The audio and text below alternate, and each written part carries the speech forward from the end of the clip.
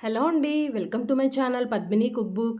ఇవాళ నేను బీట్రూట్‌తో ఒక మంచి ఫ్రై రెసిపీ చూపించబోతున్నానండి. బీట్రూట్ అంటే పిల్లలు గానీ, పెద్దవాళ్ళకి గానీ చాలామంది ఇష్టపడరు కదండీ!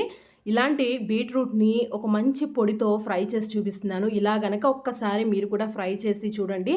చాలా రుచిగా ఉంటుంది. అలాగే చాలా ఇష్టంగా కూడా తింటారు. దీనికోసం ముందుగా ఒక పొడి తయారు చేసుకోవడం కోసం స్టవ్ వెలిగించి పాన్ పెట్టుకోవాలి. అందులోకి 2 టీ స్పూన్ల దాకా ధనియాలు వేసుకోవాలండి. అదే టీ స్పూన్‌తో ఒక అర టీ స్పూన్ దాకా మిరియాలు, అలాగే ఒక అర టీ స్పూన్ దాకా జీలకర్ర వేసుకొని, ముందుగా ఈ మూడిటిని లో ఫ్లేమ్‌లో కొద్దిగా మంచి కలర్ వచ్చే వరకు వేయించుకోవాలి. ఇక్కడ చూసారు కదా, కొద్దిసేపటికి ఇవి వేగిపోయాయి. ఇలా వేగిపోయిన తర్వాత ఇప్పుడు ఇందులోకి అదే టీ స్పూన్‌తో 3 టీ స్పూన్ల దాకా ఎండు కొబ్బరి పొడిని వేసుకోవాలి.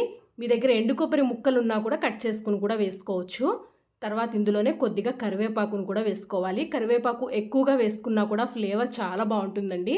కరివేపాకు కూడా వేసేసుకుని ఈ రెండిటిని కూడా ఒక్క నిమిషం పాటు అలా వేయించుకుని స్టవ్ ఆఫ్ చేసేసి చల్లారిన తర్వాత మిక్సీ జార్లోకి తీసుకోవాలి. తర్వాత ఫ్రై తయారు చేసుకోవడం కోసం స్టవ్ వెలిగించి ప్యాన్ పెట్టుకుని అందులోకి 2 టీ స్పూన్ల దాకా ఆయిల్ వేసుకోవాలి. తర్వాత ఇందులోనే పోపు గింజలు వేసుకోవాలండి. 2 టీ స్పూన్ల ఆయిల్ వేసి ఇలా కొద్దిగా పోపు గింజలు వేసుకుని పోపుని కొద్దిగా వేయించుకోవాలి. పోపు మొత్తం మనకి వేగిపోయిన తర్వాత ఈ బీట్రూట్ ఫ్రైలో మనం ఉల్లిపాయ ఏమీ యాడ్ చేయమండి. యాడ్ చేసినా కూడా బాగోదు. కాబట్టి పోపు వేగిపోయిన తర్వాత డైరెక్ట్‌గా బీట్రూట్ ముక్కలు వేసేసుకోవాలి. ఈ బీట్రూట్ ముక్కల్ని ఇక్కడ నేనైతే 3 తీసుకున్నాను. 3 బీట్రూట్ కాయల్ని చక్కగా పెచ్చు తీసేసుకొని ఇలా కొద్దిగా పెద్ద సైజులోనే కట్ చేసుకున్నానండి ముక్కలు. మీకు ఇలా ఇంత పెద్ద సైజులో ముక్కలు ఇష్టం లేకపోతే చిన్నగా కూడా కట్ చేసుకోవచ్చు. ముక్కలు మొత్తం వేసేసుకుని ఒక పావు టీ స్పూన్ దాకా పసుపుని వేసుకోవాలి. అలాగే కూర మొత్తానికి సరిపడా ఉప్పుని వేసేసుకోవాలండి. ఉప్పు వేసుకుంటే మనకి బీట్రూట్ ముక్కలు కొద్దిగా తొందరగా ఉడికిపోతాయి. పసుపు, ఉప్పు 2 వేసేసుకుని మొత్తం ఒకసారి బాగా కలుపుకోవాలి.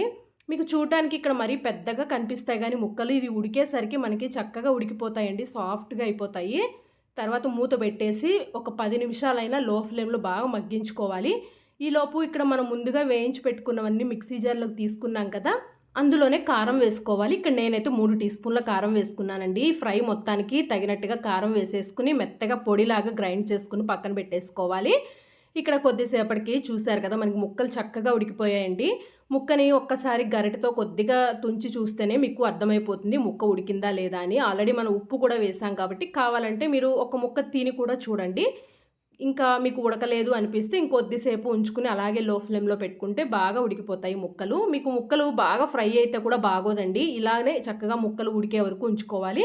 తర్వాత చివర్లో ఒక 3-4 వెల్లుల్లి రెబ్బల్ని ఇలా దంచుకుని వేసుకుంటే మనకి ఆ బీట్రూట్ నుంచి వచ్చే పచ్చివాసన కానీ అదేమీ లేకుండా ఫ్లేవర్ అంతా బాగుంటుంది. వెల్లుల్లి కూడా వేసి కొద్దిగా వేగిన తర్వాత మనం గ్రైండ్ చేసి పెట్టుకున్న పొడిని వేసుకోవాలి. పొడి మీ కూరకి ఎంత సరిపోతుందో అంత మాత్రమే వేసుకోండి. ఎందుకంటే మనం మిక్సీ జార్లో కొద్దిగా పొడిని అంటే గ్రైండ్ చేయలేం కాబట్టి నేను కొద్దిగా ఎక్కువ క్వాంటిటీలోనే చూపించాను. నేను తీసుకున్న ముక్కలకి గాను 3 టీ స్పూన్ల దాకా వేసుకున్నానండి. అందులో మిరియాలు, కారం ఆల్రెడీ వేసాం కాబట్టి మనకు ఆ ఘాటు కూడా కరెక్ట్‌గా సరిపోతుంది. ఇంతకు మించి ఎక్కువగా కూడా యాడ్ చేయొద్దు. ఆ పొడిని స్టోర్ చేసుకుని పెట్టుకుంటే మీరు వేరే ఫ్రై రెసిపీస్లో కూడా యూజ్ చేసుకోవచ్చండి. ఇక్కడ పొడి వేసిన తర్వాత కూడా ఎక్కువసేపు వేయించాల్సిన అవసరం లేదు. ఆల్రెడీ వేయించినవే కాబట్టి ఒక్క నిమిషం అలా మిక్స్ చేసేసుకుని స్టవ్ ఆఫ్ చేసుకోవడమేనండి. ఇలా పొడి వేసి గనక బీట్రూట్ ఫ్రై చేసి పెట్టండి. అసలు ఎవరైనా సరే వద్దనకుండా తినాల్సిందే. అంత రుచిగా ఉంటుంది ఈ పొడి వల్ల. పిల్లలు క్యారెట్, బీట్రూట్ ఇలాంటివి ఎక్కువ తింటే మంచిది కదండి. పిల్లలనే కాదు పెద్దవాళ్ళైనా కూడా ఇలా నచ్చని వాళ్ళకి పొడి వేసి ఫ్రై చేసి పెడితే చక్కగా తింటారు. అలాగే చాలా హెల్తీ కూడా. తప్పకుండా ఇలా పొడి వేసి మీరు కూడా బీట్రూట్ ఫ్రై చేసి చూడండి. ఎలా వచ్చిందో కూడా నాకు కమెంట్ చేసి చెప్పండి. చూసారు కదా, మనకి ముక్కలు పెద్దగానే కనిపిస్తాయి కానీ నోట్లో వేసుకుంటే చక్కగా సాఫ్ట్‌గా ఉంటాయండి.